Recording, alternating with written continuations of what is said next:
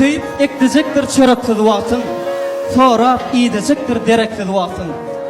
Hatta sen hiç kime gerekli duatın, kemme dağıta da bular qalanır. Biri ecen, beyliksin tatın. Yol görkezip okuttunuz, polot kimi bekettiniz. Şer gün aladam ettiniz, kâbemecem, tavlam dedim. Sağ olsun aydıp bugün oğlum, yeni müngüz etmeyen deydim. Hatlap bilsem beren duydum, kâbemecem, tavlam dedim. Size ömür boyu minnettar, kadırlı maşallah.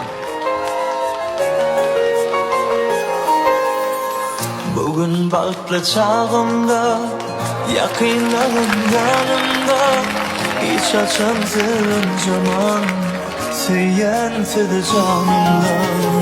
Bugün balklı çağımda, yakınlarım yanımda, hiç açandığın zaman süyentidi canımdan.